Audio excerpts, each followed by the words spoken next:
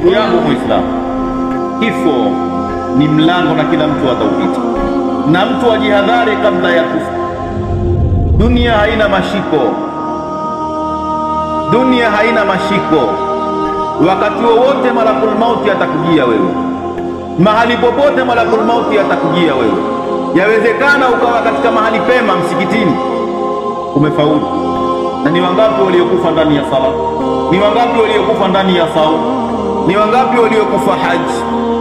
Hao hawakufa, wamebadilisha makao, wameacha makao maovu, makao ya dhiki, makao ya shida, wameenda kwenye makao ya raha, wameenda janna, ikiwa ni jannatul firdaus au janna nyingine yote. Lakini wameacha makao mazito, makao magumu, wakaenda makao ya starehe. Na ndiyo kuokoka kwetu.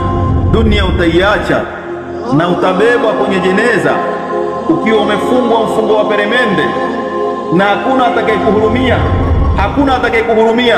Huruma itabadilika, mauti yabadilisha kila kitu, hata jina lako mauti ya kunyang'anya. Si kwamba ni mali tu, jina mauti ya kunyang'anya, ukawa huna tena jina lako. Atakayekuja nyumbani kwako kwani atauliza Omar atazikwa wapi? Omar atasaliwa wapi? Omar ni ulipokuwa watembea, Omar ni ulipokuwa fidhuli na ulimi na mate, Omar ni ulipokuwa wanyoshea watu vidole. Wakati ule si Omar tena. Jina litakuwa moja la kila mtu, kila mmoja wenu jina litakuwa hilo moja tu. Watu wakija watauliza maiti itasaliwa wapi, maiti itazikwa wapi? Anamdai marehemu au anamdai maiti, deni lake nimebeba mimi. Mali yako ya wapi atakusaidia nini? Kwenye hadithi sahihi ipokewa na Bukhari, wakishakuzika watu, wakishakufinika, roho yaregeshwa, waregeshewa roho yako. Watu wakiondoka wasikia mivuto ya viatu vyao, hao waondoka, wamekuacha na huwezi toka. Kabla hujafinikwa michanga umewekewa mbao, na mapenzi yamebadilika.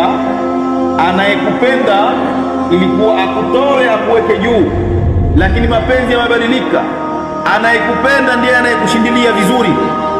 Lete nyasi, hamjahudhuria makaburini, aliyoko ndani wakisema lete nyasi, lete jiwe, lete dongo, yale si fashion. Akuziba usitoke, mbao yazibwa baada ya kuoshaika ubao, sasa wazibwa usitoke. Na mapenzi kwa kubadilika, atakayeonekana hakufukii, watu watasema kumbe hata alikuwa na mapenzi naye, kumbe mapenzi kumfukia asitoke. Alipokuwa hai, kama yuko hai, ukimrushia tu mchanga watu watakulaumu, wewe una kisasi naye huyu bwana, mbona mrushia mchanga? Lakini ukisha kufa, utakapokuwa hukumrushia mchanga, ndio watu watakulaumu. Kila kitu kitabadilika. Na iogopeni siku ambayo mtarudishwa kwa Mwenyezi Mungu, kisha kila nafsi italipwa ilichochuma, nao hawatadhulumiwa.